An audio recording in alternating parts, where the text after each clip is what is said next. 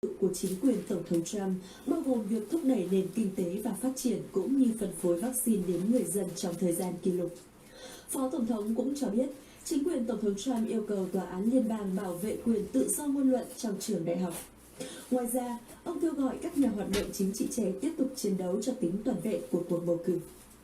Với mục tiêu to lớn và rõ ràng, xây dựng nước Mỹ vĩ đại trở lại, ông nói với các sinh viên rằng hãy tham gia vào cuộc chiến về sự liêm chính của cuộc bầu cử, tiếp tục chiến đấu để bảo vệ tất cả những gì chúng ta đã làm. Vâng, chúng ta tin tưởng rằng thế hệ trẻ của Hoa Kỳ sẽ là những tinh anh cùng chung sức sát cánh bên Phó Tổng thống Mike Pence và đương kim Tổng thống Donald Trump để xây dựng nước Mỹ vĩ đại trở lại. Tiếp sau đây là một số thông tin đáng chú ý khác liên quan tới Đảng Cộng sản Trung Quốc và nhóm ông Joe Biden.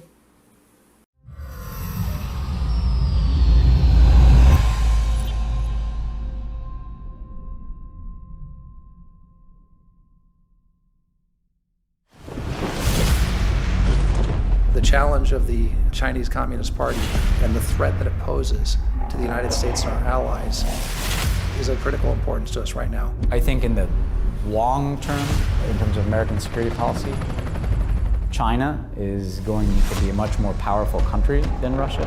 There's no country that presents a broader, more comprehensive threat to America's innovation, to our economic security, and to our democratic ideas than China does. I believe we've got to live in reality. Communist China, it wants to control the entire world, including Americans. Let's be clear, the Chinese Communist Party is a Marxist-Leninist organization. The party General Secretary Xi Jinping sees himself as Joseph Stalin's successor. China's a longer-term threat, and we need to be very clear-eyed about what they are and what they aren't. They're not our partner. They're never going to be our partner under the existing leadership team. Under President Xi's rule, the Chinese Communist Party is heading even faster and further in the wrong direction. More internal repression, more predatory economic practices, more heavy-handedness, and most concerning for me, a more aggressive military posture. For China, success is a zero-sum game. China is going to eat our lunch? Come on, man. I mean, they're not bad folks, but guess what? They're not competition for us. On the surface, that's a really puzzling thing to say. Joe Biden's saying China is not really a threat. China is America's chief rival on the global stage, and nobody should know that better than Joe Biden. I mean, during the Obama-Biden administration, they actually recalibrated foreign policy to contain China. It was called the pivot. China has never loomed larger in our lives. Think about it. The economy, trade, espionage, now COVID-19. China has said openly that they want to supplant us as the world's superpower. But Joe Biden talks about China differently. China is not our enemy. Not a problem. What are we worried about? Come on, man. He doesn't see them as a threat. And I believe then what I believe now, that a rising China is a positive development.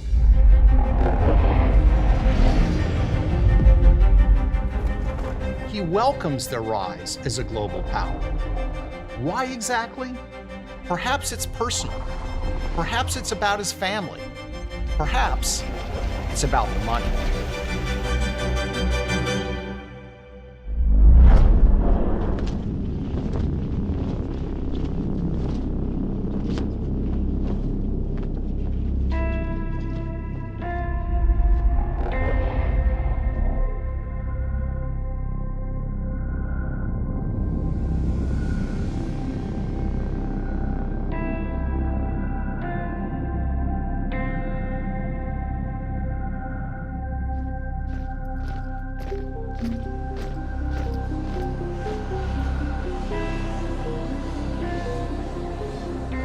December 2013, Vice President Joe Biden is arriving in Beijing for a series of sensitive meetings with Chinese officials.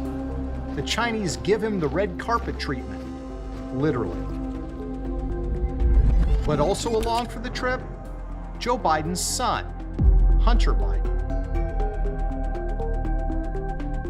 During the visit, Joe Biden meets with Chinese Vice Premier Li and with President Xi.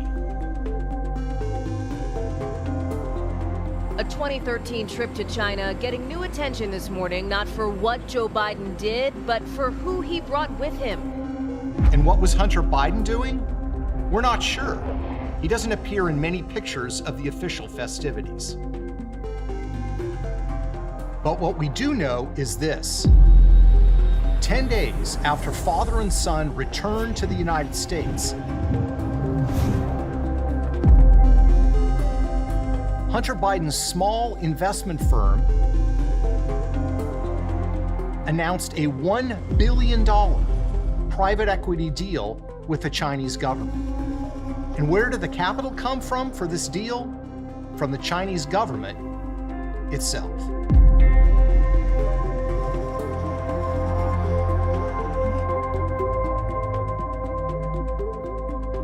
Unknown to the press back then, Hunter Biden was forming a Chinese private equity fund, planning to raise money, including from Chinese investors. Years later, Hunter Biden acknowledged that during the trip, he met with a Chinese banker, which his spokesperson describes as a social visit, not a business one. I believe then, and I'm even more convinced now, that a rising China is an incredibly positive development for not only China, but the United States and the rest of the world.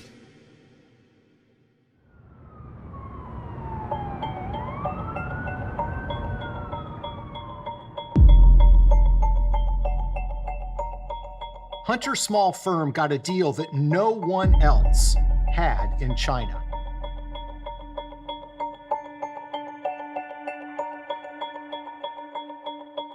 Not Morgan Stanley, Goldman Sachs, Deutsche Bank, or UBS.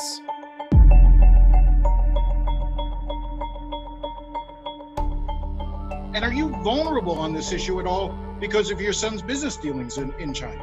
No, I don't believe so at all. My son's business dealings were not anything with everybody that he's talking about, not even remotely number one.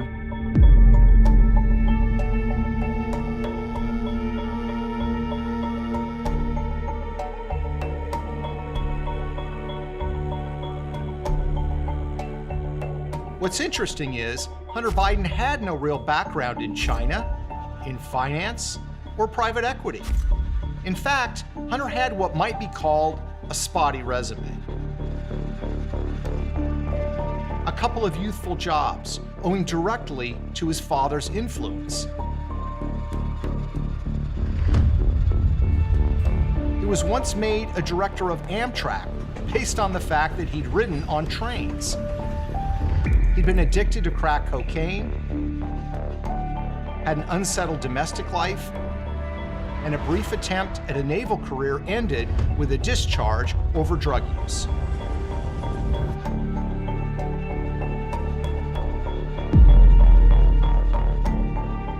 So why did the Chinese pick him?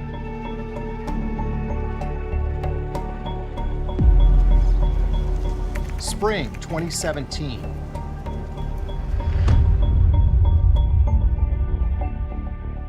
Patrick Ho, a Chinese businessman, was arrested by the FBI on bribery charges.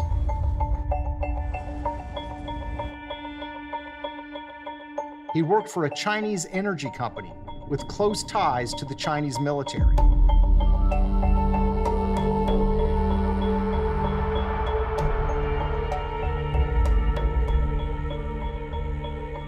While in FBI custody, Ho made 2 phone calls. One of those, strangely, is to James Biden, Joe Biden's brother. Why did this man call the brother of the vice president? He was looking for Hunter.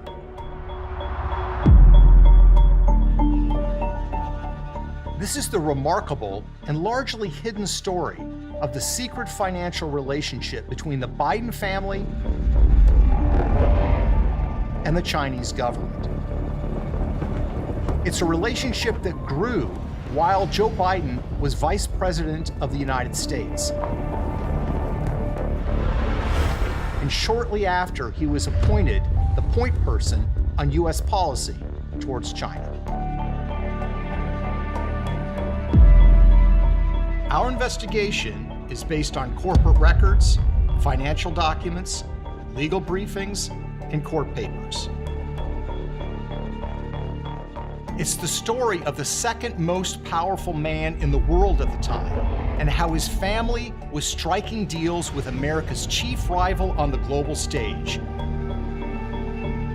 the People's Republic of China.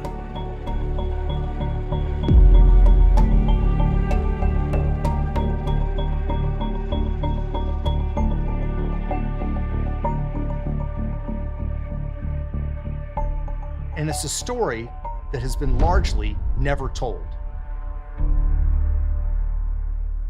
A rising China is a positive development, not only for the people of China, but for the United States and the world as a whole.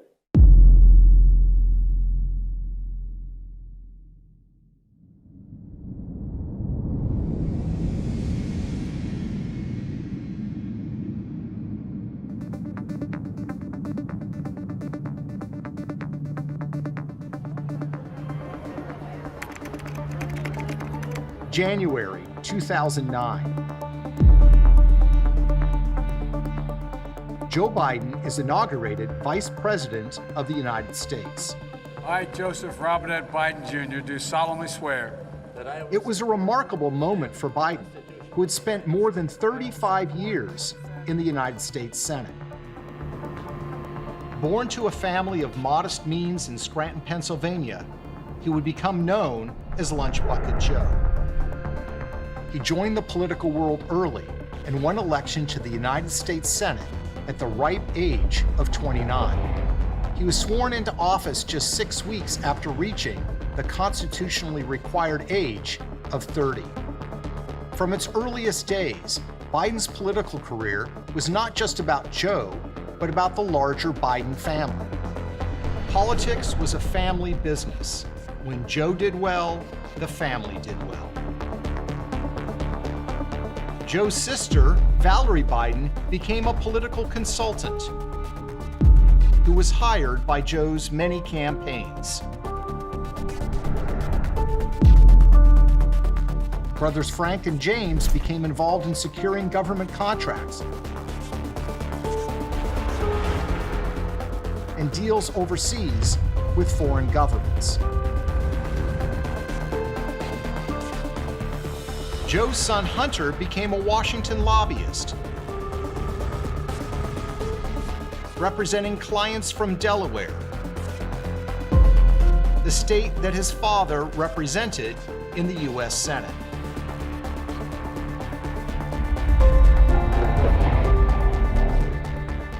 When Joe Biden was elevated to the vice presidency, the family's ambitions grew accordingly.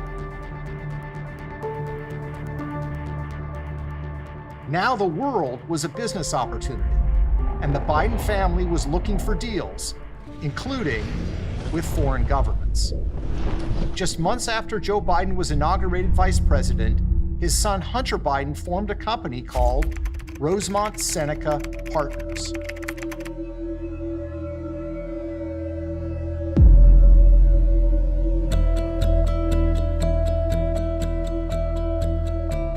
His partners had useful connections. One was Christopher Hines, the stepson of Senator John Kerry, a powerful U.S. senator who would later become Secretary of State. The other partner was Devin Archer, a friend of Hines.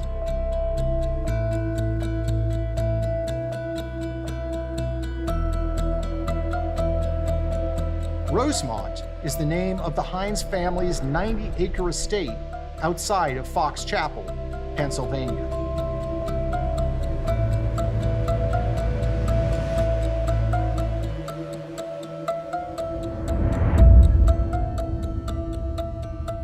Rosemont Seneca, the new investment firm, opened an office in Georgetown, just 2 miles from the White House.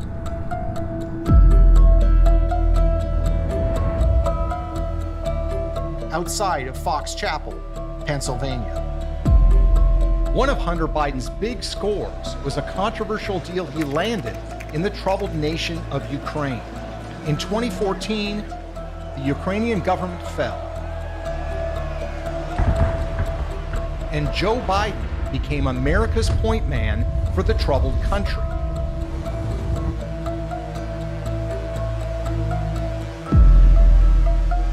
Weeks later, Hunter Biden was hired by a corrupt Ukrainian energy company called Burisma, which paid Hunter at a rate of $1 million a year.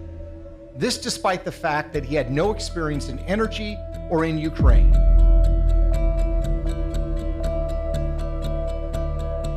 If your last name wasn't Biden, do you think you would have been asked to be on the board of Burisma? I don't know. Probably not. Hunter landed on the Burisma board, as did his partner, Devon Archer. Hunter's ventures in Ukraine would later pose troubling questions of conflict of interest for his father, Joe.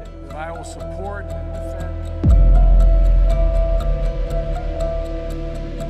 Rosemont was landing deals around the world. But the big prize was China, with its booming economy and staggering growth. It's also an economy where relationships are key,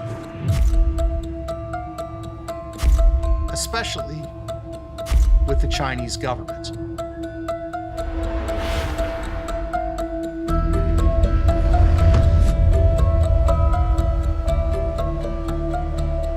And I'd like now to raise our glass in a toast to many more generations of friendship and peace.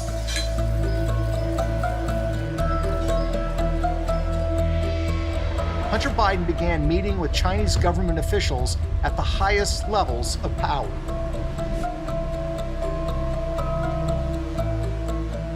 He had no background in China, little background in finance. Hunter's previous job had been as a lobbyist for an online gambling company located in Europe. But now, doors were opening to Hunter in China. Often, Hunter's meetings coincided almost directly with his father's high-level diplomacy with Chinese leaders. In April 2010, for example, Vice President Joe Biden met with the Chinese president at the Nuclear Security Summit in Washington, D.C. But at virtually the same time, halfway around the world, Hunter Biden was in China, meeting with government officials looking for financial deals. Who exactly was Hunter Biden meeting with? Only some of the most powerful finance officials in China. Hunter spent 2 days meeting with the top executives from China's sovereign wealth fund, Social Security fund, and largest banks. Hunter even posed with them for a series of pictures. So how did Hunter get these meetings? One Chinese website's account of the meeting touted that Chinese officials extended their warm welcome to Hunter Biden, quote, second son of the now Vice President, Joe Biden. In other words, Hunter got these meetings because of who his father was, Vice President of the United States. I don't think that there's a lot of things that would have happened in my life that if my last name wasn't Biden.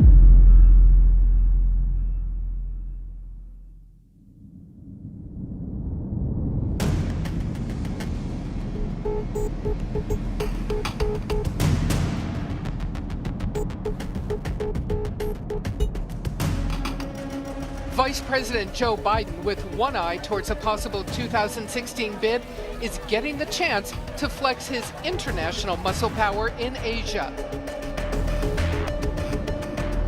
That brings us back to 2013, when Joe Biden arrived in Beijing with a full agenda. Among the highly sensitive issues to press with his hosts, Chinese cyber attacks, the theft of American intellectual property, trade issues, national security, China's claims over the South China Sea. Hunter Biden was also on board. He joined his father the next morning for a meeting with the U.S.-China Business Council, and then Joe Biden was off to a meeting with Vice President Lee. Just where Hunter Biden spent the rest of his time on the trip remains largely a mystery. But we do know this. Hunter later admitted that he introduced his father to a Chinese official on this trip who was involved with Hunter's budding business ventures. And we know that 10 days after the trip, Hunter's $1 billion deal with the Chinese government was finalized. Hunter and his Chinese partners established a private investment fund they would call Bohai Harvest.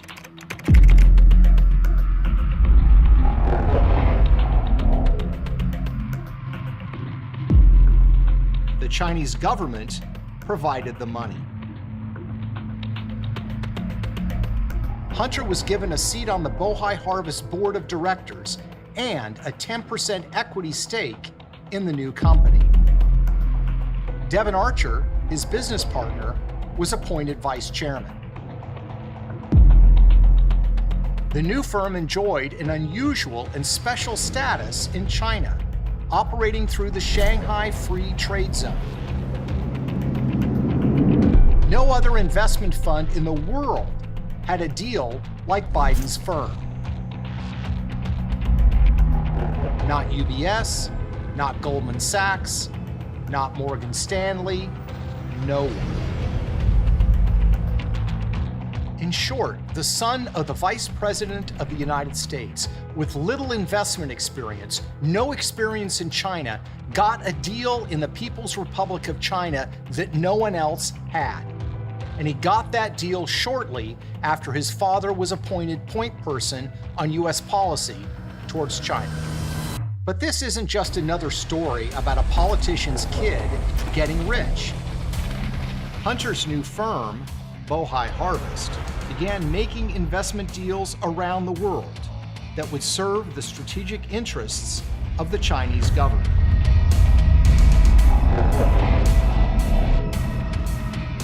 And that's what makes this deal so troubling.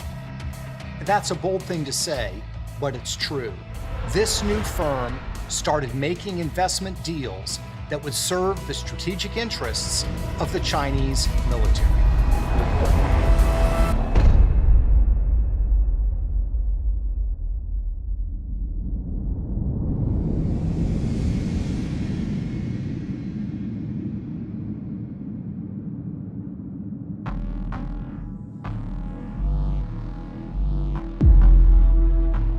In 2015, Hunter Biden's Bohai Harvest joined forces with the Chinese military contractor AVIC to buy American parts manufacturer Henniges.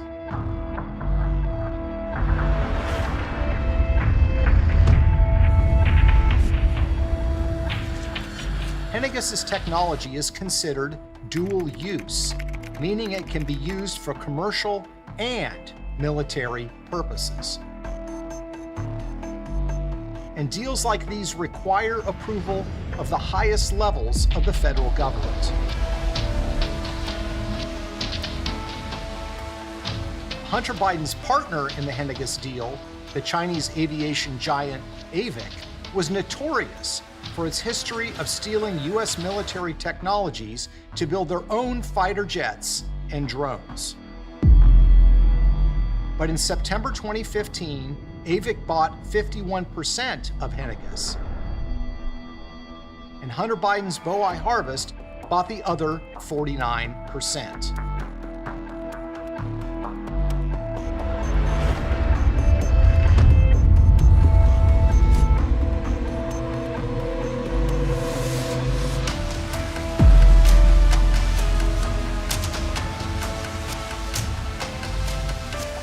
And yes, the Obama administration did indeed approve it. Hunter's firm, Bohai Harvest, also invested in military surveillance technology that the Chinese government would use to monitor and control the population in their own country. The company was called Face++. there are a number of American investors that also stand to profit from this mass surveillance that are also invested in Face++, one of whom is Hunter Biden, the son of former Vice President Joe Biden. Bohai Harvest also helped China in its competition with the United States over so-called rare earth minerals. A Chinese government-run firm called China Molybdenum produces rare earth minerals around the world, competing with Western firms for mining access. And the company does not hide the fact that its work has direct military applications. The company's 2015 annual report, for example, declares that molybdenum is used to produce sensitive military technologies.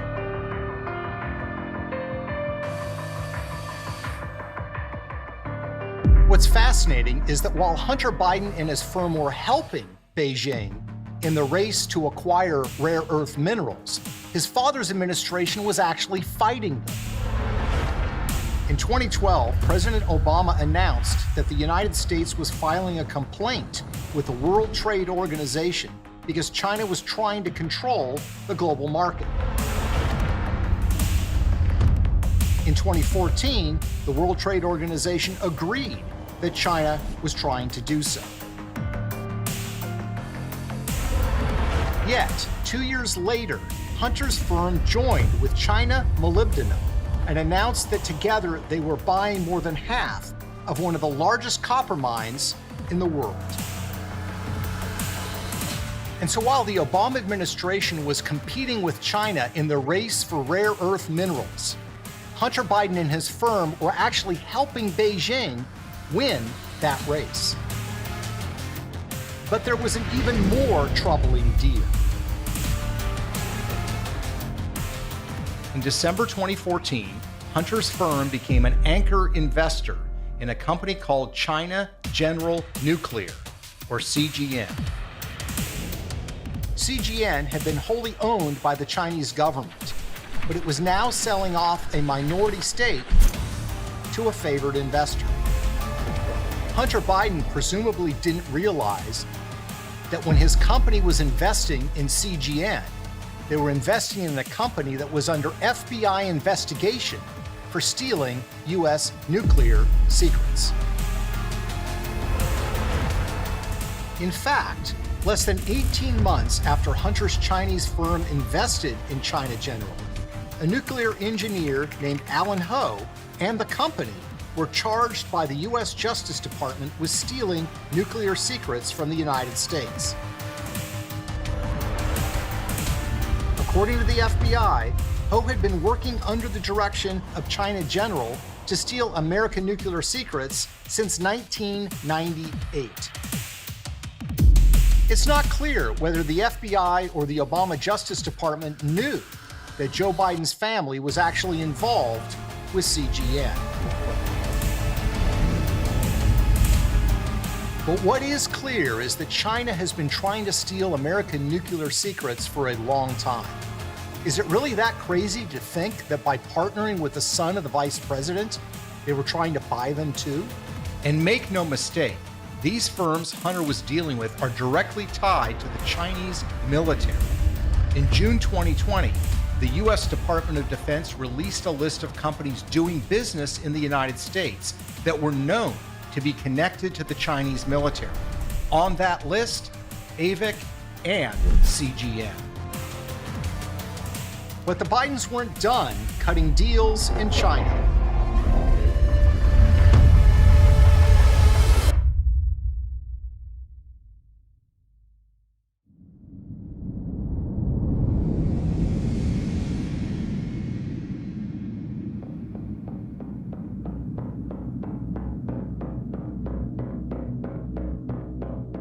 Joe doing diplomacy with the Chinese government, and Hunter kept finding himself in the middle of more business acquisitions, also with the Chinese government.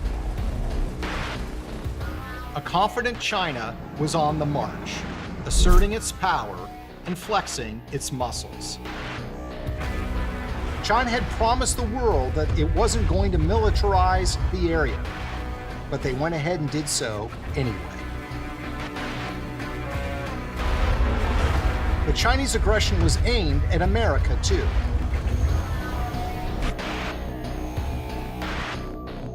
China's military has attacked major U.S. companies in a computer war that kills American jobs. More than 21 million Americans had personal information stolen from government files in a data breach that was 6 times as large as originally disclosed.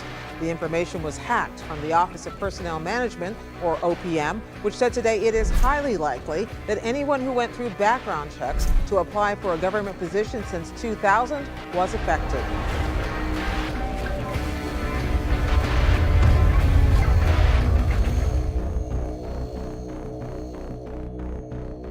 Think about that. The Chinese government had hacked an American government website and taken information from millions of American government workers. Highly sensitive private information. It was a crime taken very seriously by our federal government. And what was Hunter Biden doing? He was looking for more commercial deals with the Chinese. Another one of Hunter Biden's businesses was called Rosemont Realty.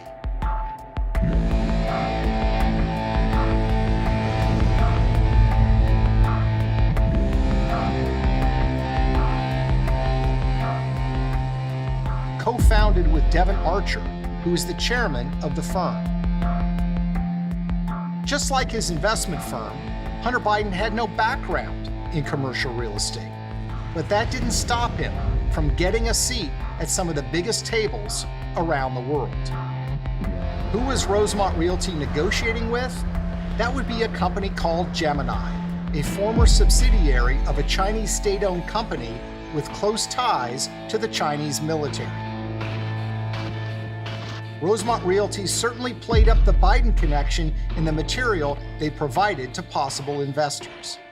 In a company prospectus from Rosemont marked confidential, they noted that it was a key consideration that Hunter Biden, son of Vice President Biden, is on the advisory board. In August 2015, an eye-popping multi-billion-dollar deal was announced.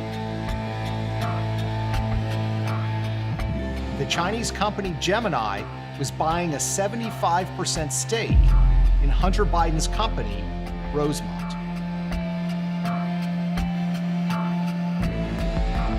So who exactly is this second Chinese business partner of the Biden family? Gemini's parent company, Sino-Ocean Land,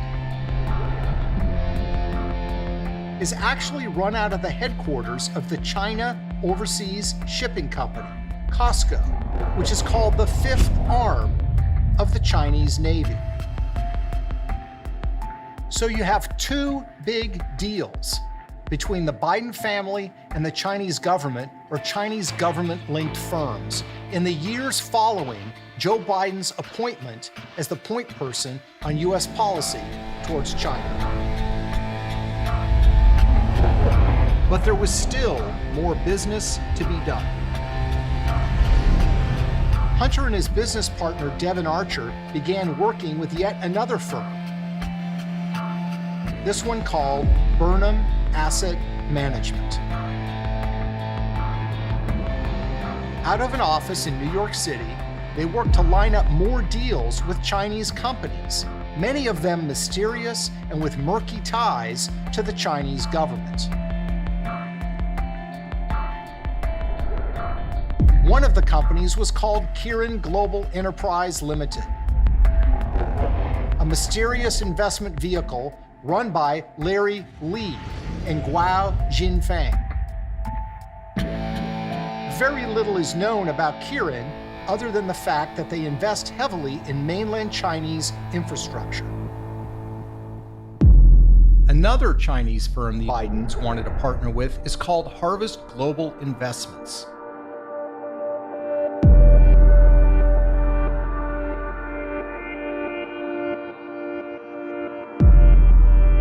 Which is linked to the Chinese government. How much money did the Biden family make from these deals? How deep do their ties to the Chinese government run? We can't know for sure, but consider this. In 2017, a Chinese executive was arrested by the FBI in New York on charges of money laundering and violating the Foreign Corrupt Practices Act. Patrick Ho was an assistant to a Chinese oil tycoon who ran CEFC China Energy,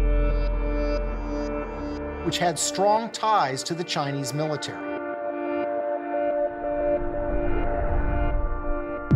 When Ho was arrested, one of the first calls he made was to James Biden, Joe's brother. When asked by the New York Times about the call, James Biden says that Ho was actually calling to get Hunter Biden's phone number.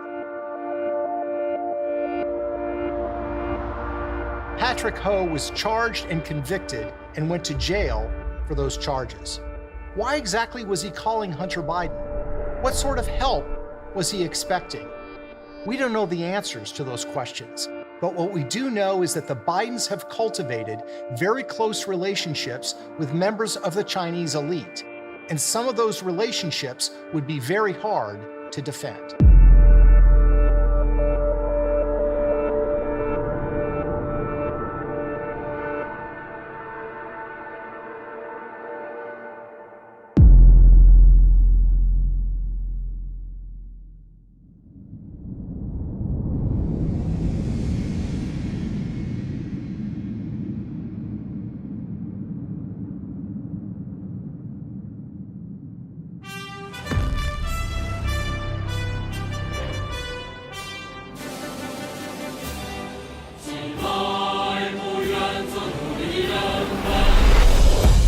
So what do we know?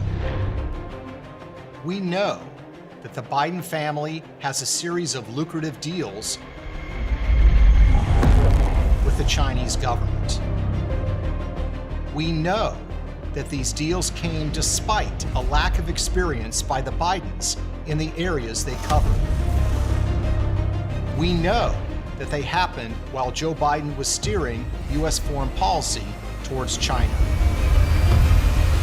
We also know that these deals didn't just make the Bidens money, they had potentially dangerous consequences for our national security. We know that Hunter Biden's firm, backed by the Chinese government, invested in a company that was actively stealing nuclear secrets from the United States. We know that China has been consistent in their efforts to acquire U.S. technology, and that their spies have been caught trying to steal our military technology. We know that Hunter Biden's firm bought a company that provides dual-use technologies for the Chinese military.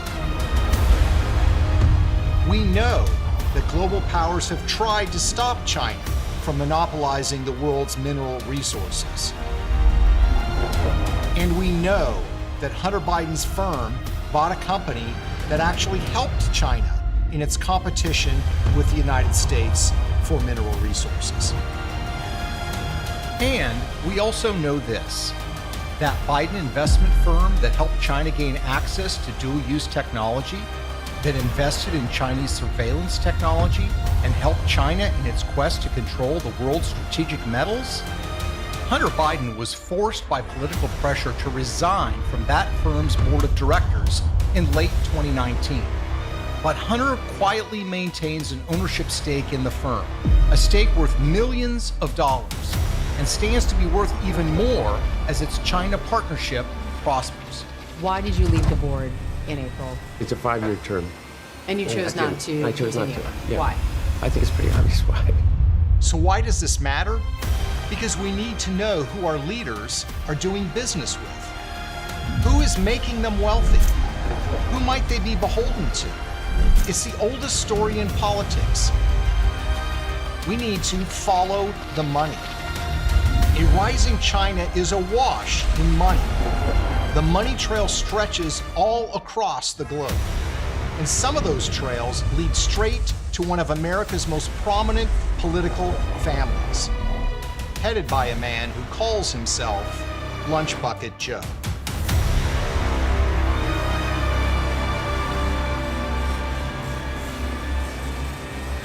China is going to eat our lunch? Come on, man.